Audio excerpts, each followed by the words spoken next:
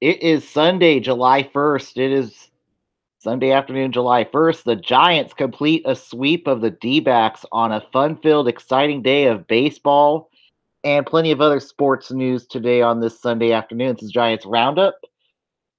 The Giants win it 9-6. You can follow on Twitter, join the Crook and Kite page on Facebook. Most importantly, please be kind and hit that subscribe button. And ain't it beautiful? The Giants complete their first sweep against the Arizona Diamondbacks at Chase Field since September of 2016. And the Giants are now just 2.5 games back of the D-backs. And they are still tied with the Dodgers. Unfortunately, they won earlier today against the Colorado Rockies.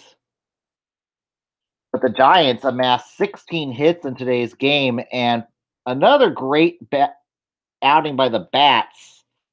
The pitching, well, that was another story today.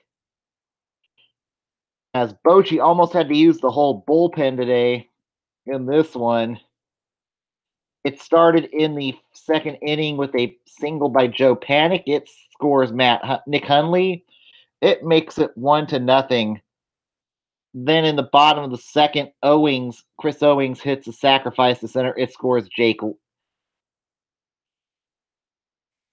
not Jake Lamb, but it does score John Ryan Murphy. It makes it 1-1. At that point, then Jared Dyson singles to left. It scores Jake Lamb. It makes it 2-1. Then in the top of the third, Nick Hundley singles to center. It scores Gorkas. It makes it 2-2.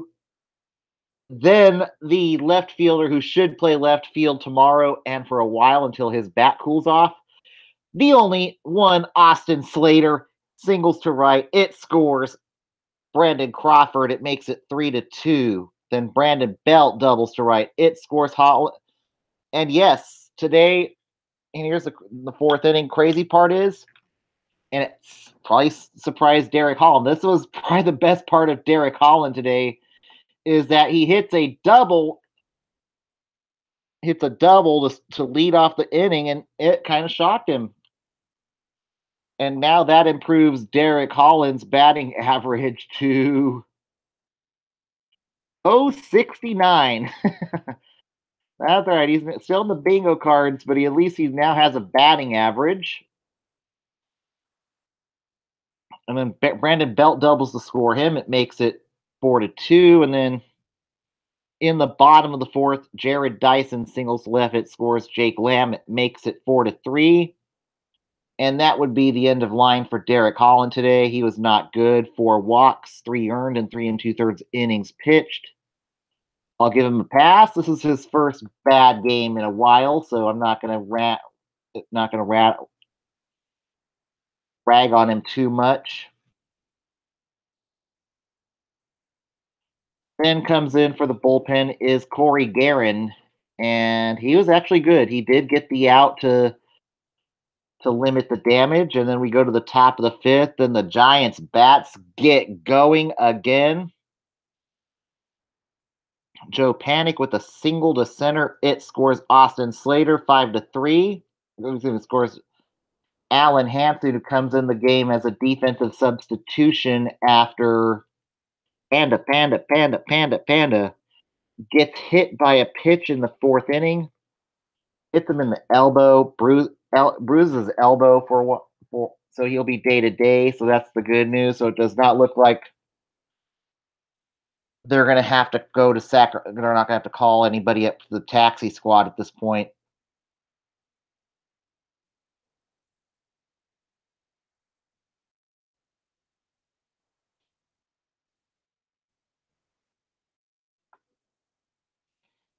And if they do, and I've heard though that too, Ryder Jones hasn't been playing for a few games in Sacramento, so but that would be your likely call up or Kelby Tomlinson, and Tomlinson would probably platoon with Alan Hansen. No, he hasn't played since June 28th, so maybe he's day to day with an injury.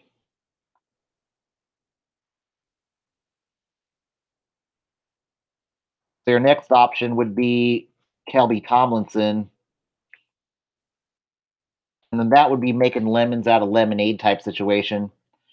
You would probably have a combination of Hanson and Tomlinson playing third base, or even having Buster Posey play third. And that's not exactly a good situation either. If Jones is healthy, I think it'd be Ryder Jones, but it looks like Ryder Jones,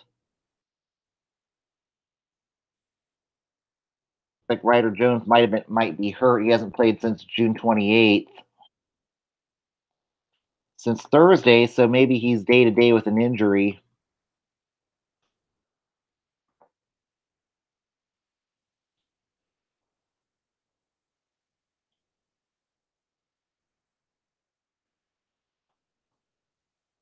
No news on Ryder Jones, but he's not on the disabled list. He hasn't played since June 28th, so they could opt for Kelby Tomlinson. That would be option C, and then that would be your platoon situation at third. And he could be up on the taxi squad as early as tomorrow. That's a possibility. You might see that maybe go shorthanded with the bullpen for a few games. Certainly, Pierce Johnson didn't do himself any favors today to keep his spot in the bullpen. And then Hunter Pence, excellent pinch hitting today, hits a double to left. It scores Slater and Panic. It makes it 7-3. And then 8-3 after Belt singles to score Hunter Pence. And then Pierce Johnson comes in. He was good for the for one inning, but the second inning is where Pierce Johnson just ran into trouble. He gives up a home run to Paul Goldschmidt. It scores Nick Ahmed, 2-run home run. It makes it 9-5, 8-5, excuse me. And then Crawford hits a double to left. It scores Austin Jackson, makes it 9-5. Sam Dyson comes in, good outing out of him, 2/3 of scoreless inning. Tony Watson was good, and then Mark Melancon comes in to close. He gets the first two batters out, but then he gets the bases.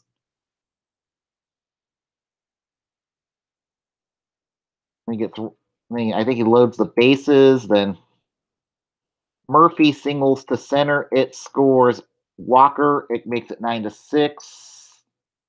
Then it goes to Will Smith, who strikes out Jake Lamb, and Will Smith gets his second save of the season. And for the time being, it looks like I'd go with Will Smith right now as your closer. He's done a good job closing. And this would be a fair or foul question here. Fair or foul? Will Smith should be the Giants' closer for the time being. Melancon had his chance today. He blew it. Dyson, I would not trust Dyson in the ninth inning. The only other option left would be Tony Watson. And that has to be something you have to consider. If Will Smith, can Will Smith hold down the closer role for the time being? And if not Will Smith, maybe go with give a few games to Tony Watson. And if worse comes to worse, do the Giants maybe go out and acquire a closer? That would be your worst case scenario. I hope we don't have to result to acquiring acquiring a closer, but we'll see how. But right now, I would just let it ride with Will Smith. Have him close. He's 2 for 2 closing games. He's got 2 saves right now.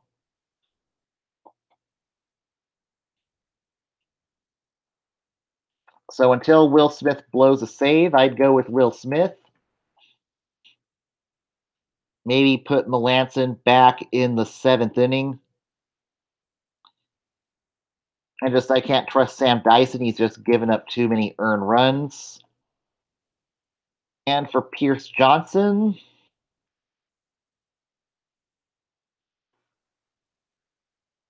I don't know what you do with Pierce Johnson at this point, but I think he's going to be the first to go down whenever Samardzija or Cueto gets activated.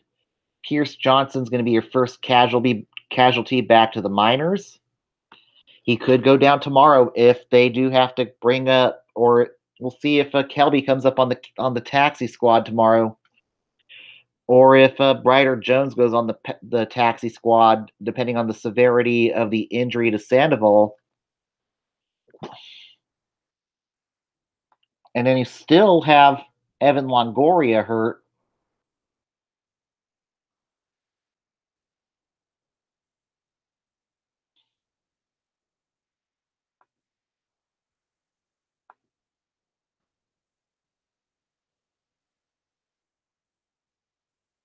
But they can't be without both Sandoval and.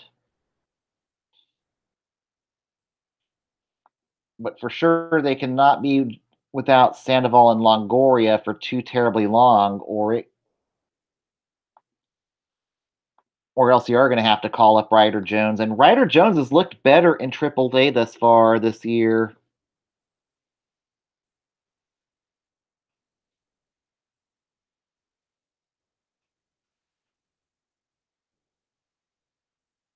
So certainly, I think wouldn't mind seeing Ryder Jones get another look up in the show if push comes to shove. But it looks like Longoria is about a week away from starting the batting practice. So we got to hope that Panda's just out short term. It's not. Hopefully, it's not a long term injury to Sandoval.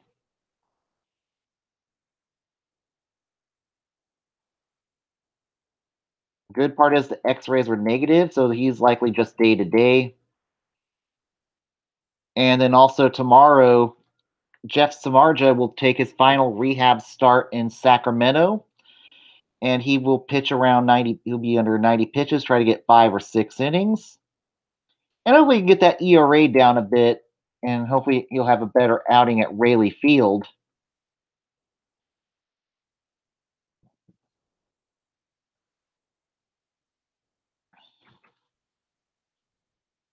So it really, realistically, you're looking at a combination of. But we will see if Ryder Jones gets called up, or if we do see.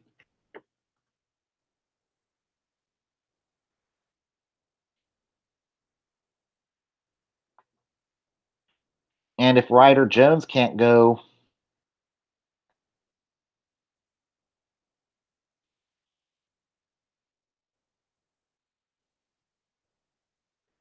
it'd be interesting to see, though. But to me, Kelby Tomlinson, he was up earlier when both Hanson and Panic were hurt. And certainly, I would not want to trust Kelby Tomlinson to be splitting reps with Alan Hansen at third base. Alan Hansen's kind of cooled off a bit too, so. But if I'd realistically go with Ryder Jones, but if Ryder Jones can't go, then you're kind of stuck in a rock and a hard place at third base until somebody gets healthy.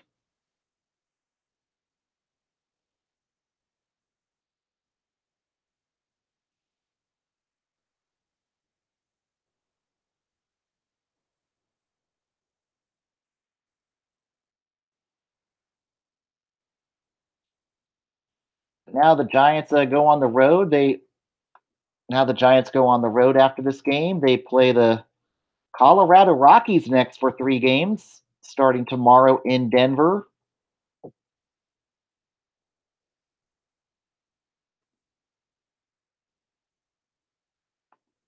And tomorrow it will be Madison Bumgarner against Kyle Freeland. This should be a good. This should be a good game. Bumgarner has really pitched well the last 2 starts, and their pitcher's duel in the last game was really good. So we'll see how. So maybe the Giants can actually win a game at Coors for once. That would not be too terribly bad. Then after that, there'll be Chris Stratton, who did not have who has been inconsistent this season. I'd like to see him pitch better against It'll be undecided since John Gray was optioned back to the minors. And that'll be a 5-10 game. Make a note of that. And then on 4th of July, Wednesday, it'll be Andy Suarez getting the ball against Tyler Anderson. This should be a really good matchup, and it will be a 5-10 game on 4th of July. So I will probably it'll probably be a late show since I will be out at the beach on 4th of July. I'll have my listen to it on radio. I have to get me a portable radio to listen to for this game. But it should be a fun one. I will be out at the beach for 4th of July, so we'll see if I come on air. I definitely would like to come on air. It may not be immediately after the show, but it'll be probably after the 4th of July fireworks are over. So and it will be a salute to the troops and stuff. And it'll be kind of fun to listen to. I enjoy listening to the Giants games on radio from time to time. And that will be a 5-10 game on 4th of July. And then the Giants head home after that series.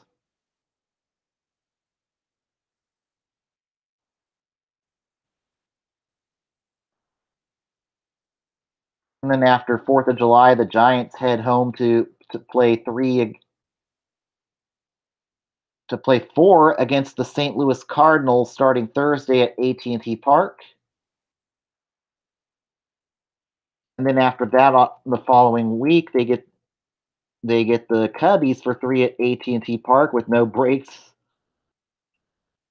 And then they finally get an off day on July 12th after that, and then they will wrap up the homestand for 3 games against their crosstown rivals, the Oakland A's, at AT&T, and then they will go to the other side of the Bay Bridge on July 20th to play the Oakland A's for 3 at the Oakland Coliseum before they head to Seattle for 2.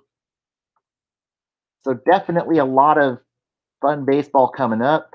Oh, it'll be after the All-Star break. So they will start before the All-Star break. They will be at AT&T against the A's, and then they will take that bus trip across the bay after the All-Star break. So be kind of cool. And that'll be the majority of July right there, and July's not going to be easy. Colorado might be the cupcake of the schedule. But you got a St. Louis team that's trying to fight to stay in the playoff race. Then after that, you get Chicago. They're no slouch. Oakland's been on a tear as of late, so the A's are definitely trying to get their foot in the wild card race here. So the A's have been pretty hot as of late, despite today's loss. July is not going to be easy. This is not going to be an easy homestand, but it should be a fun homestand coming up. Let's go to the MLB Roundup for today. In Baltimore, the Orioles beat the Angels 8-2, taking the win. Kevin Gossman, who I think certainly could be a trade chips nobody's talking about right now, taking the losses. Deck McGuire, who gives up 5 innings, 5 earned runs, and 3 1/3 innings pitched. And then Albert Pujols goes 2 for 3.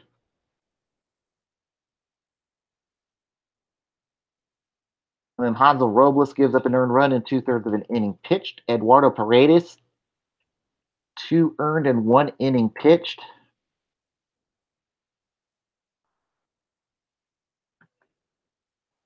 And in Toronto, the Tigers trounced the Blue Jays 9-1. They snap an 11-game losing streak.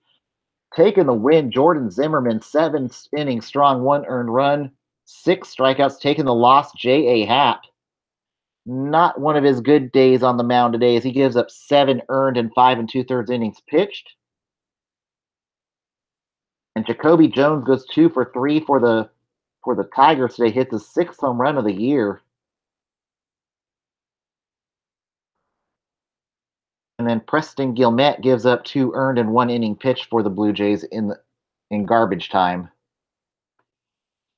In Tampa Bay, the Rays sweep the Astros 3-2. And don't look now, the Astros are just a half a game up on the Mariners. So the Mariners are breathing right down their backs. Taking his only second loss of the year is Charlie Morton, who gives up 2 earned, strikes out 11, normally a win, but not today. No run support. Blake Snell on the other side, 7 and a third innings pitch, 1 earned, 10 strikeouts.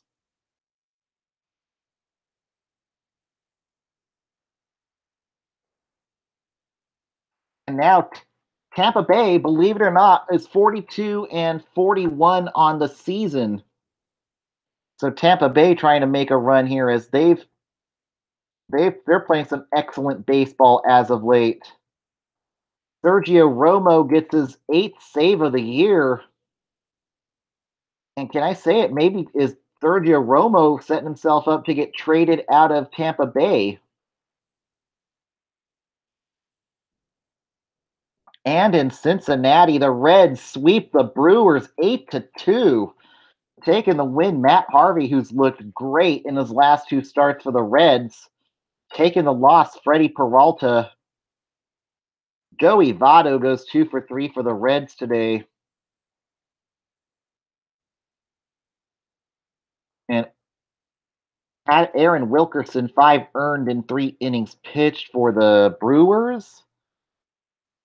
Like earned runs come from Raisel Iglesias in garbage time, 2 earned in 1 inning pitched.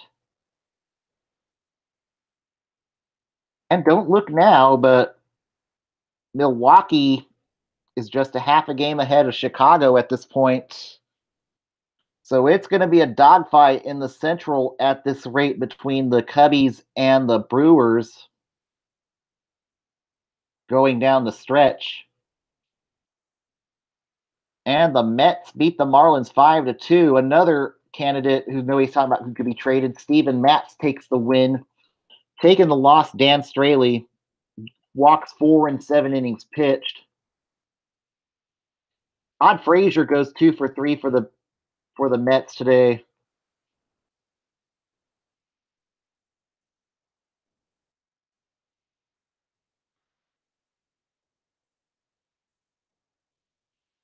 And the Mets current finally get a game out of the Marlins, but they're still in last place. And in Philly today, the Phillies beat the Nationals 4-3 in 13 innings, taking the win. Nick Pivetta pitching out of the bullpen today. Taking the loss, Justin Miller. Trey Turner goes 3 for 6 for the Nats.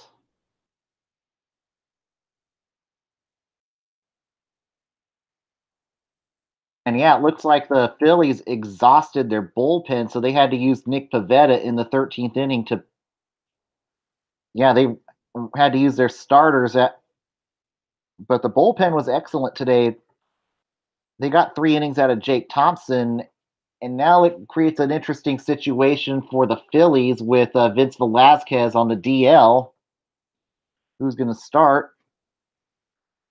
And also the Nats pitching was good too. Both pitchers only go 5 innings, but the bullpens were great. Hard luck loser out of that. And it ends up being a walk-off home run by Andrew Knapp, an unsung hero today. And in St. Louis, the Braves beat the Cardinals 6-5, taking the win. Mike Foltynewicz, who strikes out 9 in 5 innings pitched, taking the loss. John Gant, 4 earned in 5 and a third innings pitched. Charlie Culberson goes 2 for 3 for the Braves today. And Mike Mayers, 2 earned and 2/3 of an inning pitched. Shane Carl, 3 earned and 1 and a third innings pitched. Jesse Biddle, an earned run in 1/3 of an inning pitched. And Atlanta now has a three-game lead over the Phillies in the NL East. And in a slugfest at Wrigley, the Cubbies beat the Twins 11-10 in a series where 60 runs were scored. Taking the win, John Lester. And yes, John Lester hits a 3-run home run in today's game for the Cubs. Ian Happ goes 3 for 4. Javi Baez 3 for 5. Kyle Schwarber 2 for 5. Wilson Contreras 3 for 5. Ian Happ hits his 10th home run of the year. And for Minnesota, Mitch Garver goes 3 for 5. Jake Cave 3 for 5 with a home run, his third of the year. Brian Dozier 2 for 3 with his 10th home run of the year.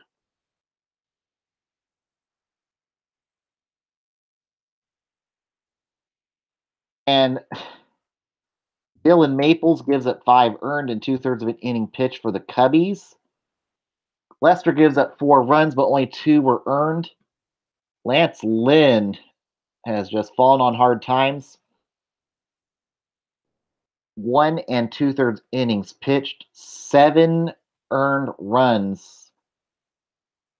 And at some point, I think the Twins are starting to fall into Sellers territory at this point, as they are 10 games under 500, 9 games back of the division. Just not their year. And in Arlington, the White Sox beat the Rangers 10-5, taking the win. Reynaldo Lopez taking the loss. Cole Hamels, not a good day for him either. Gives up 7 earned and 5 innings pitched for the Rangers. Roned Odor goes 3 for 3 for the Rangers. Ryan Hua goes 3 for 5 for Texas.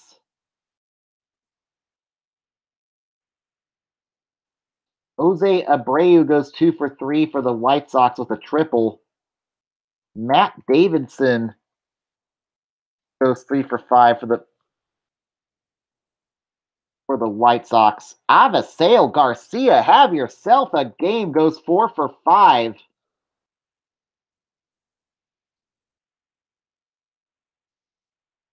And then Jace Fry gives up 2 earned and 2/3 of an inning pitch for the White Sox.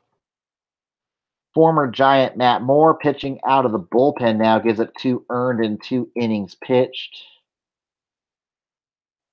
And in another drubbing today at the Oakland Coliseum, the Cleveland Indians pound the Oakland A's 15-3, taking the win. Mike Clevenger taking the loss. Frankie Montas, he wasn't too bad today. 5 2/3 innings pitched, 3 earned runs allowed, but it was the bullpen that just reeked today for the Oakland A's. Francisco Lindor goes 3 for 4 for the Tribe, hits his 21st home run of the year. And then Edwin Encarnacion 2 for 4 in the 7th inning, hits his 20th. Back-to-back jacks for the Tribe in the 7th inning. Yonder Alonso, former Oakland A Alonso, goes 4 for 6. Lonnie Chisenhall 3 for 5 for the Tribe today. But yeah, the bullpen just reeked today. Yasmero Petit, former Giant, gives up 2 earned in 1 1/3 innings pitched. Chris Hatcher comes in, 4 earned without recording an out. And then comes in Josh Lucas, 4 earned in 1 inning pitched for Lucas. And then former Giant Santiago Casilla, and thankfully he's not pitching for the Giants anymore, gives up 2 earned in 1 inning pitched. And it snaps a 6-game winning streak for the A's.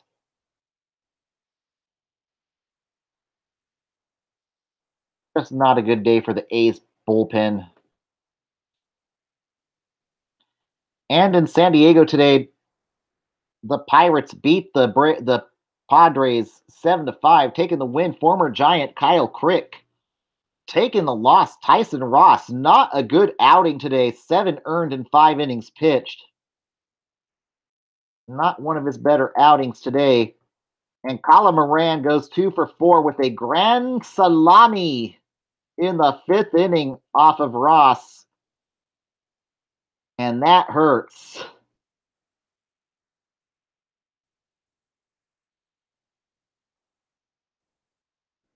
And then Jamison Tylon was not good either. 4 runs, 3 earned in 4 and 2/3 innings pitched for Pittsburgh. Richard Rodriguez an earned run in 1/3 of an inning pitch, but the rest of the bullpen was great.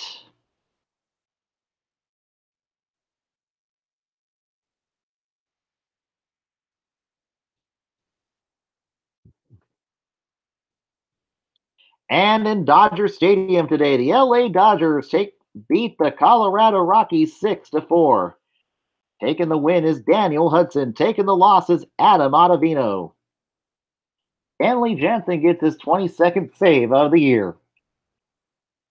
Max Muncy goes 2 for 2. Matt Kemp goes 3 for 4 and hits a double and his 14th home run of the year. Jock Peterson goes 3 for 4 for the Dodgers. And Nolan Arenado hits his 21st home run of the year for the Colorado Rockies. Chad Bettis only goes 3 innings, allows 2 earned runs, and probably left the game with an injury.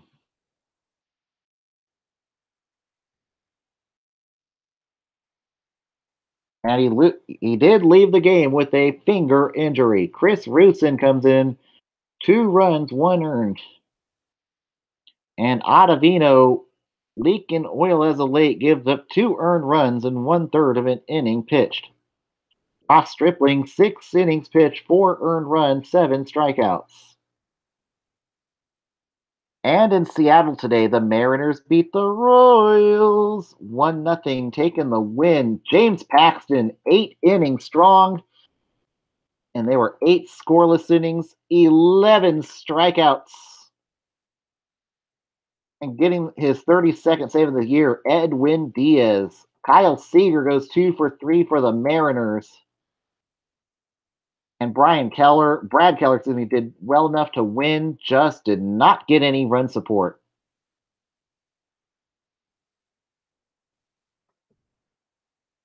And today, our buyers or sellers team is the Arizona Diamondbacks. I certainly think they're going to buy at this year's deadline. Question is, will they win the Manny Machado sweepstakes? I say no.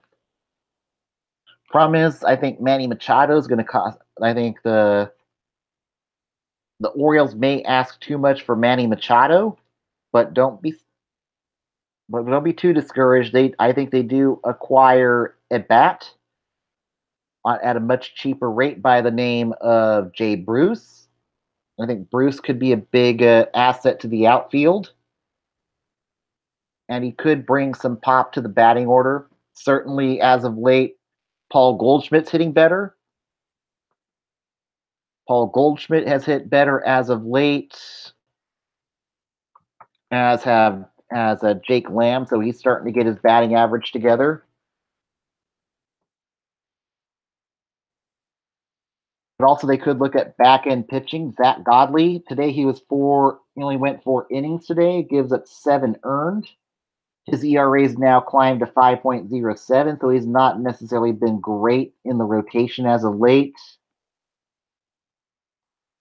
So maybe they could look to upgrade the rotation with Clay Buchholz hurt and T1 Walker hurt. They're going to have to rely more on Patrick Corbin and Robbie Ray. But certainly they would love to get somebody else in there besides Jake Lamb to anchor the lineup along with Goldschmidt and Lamb. So I do think they will more likely add a bat, maybe acquire some back end starting pitching as Arizona tries to hang on to the division lead. Tomorrow will be the Atlanta Braves buyers or sellers. And down on the farm today,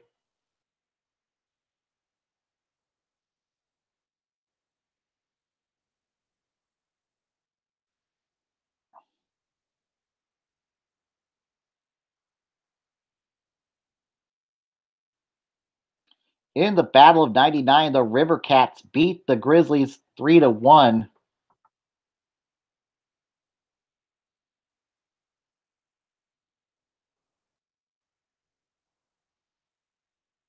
John Kimmer goes 3 for 3 for the Grizzlies.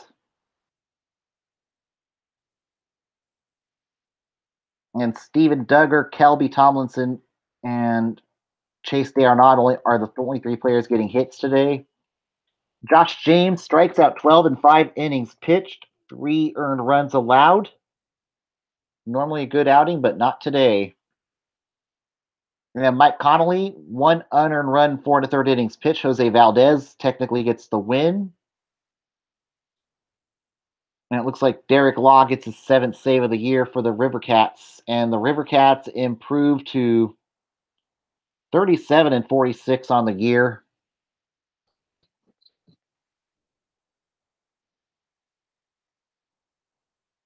And I think tomorrow will be Johnny Cueto's turn at some point. Oh, wait. Tomorrow will be Jeff Samardzij's final rehab start. So ready or not, he's coming back up probably as early as the Cardinals series. But the question is, do they go with a 6-man rotation when somebody returns? They're going to have some very tough decisions coming next week with the starting rotation, as none of these guys have really done that bad enough to lose their starting jobs.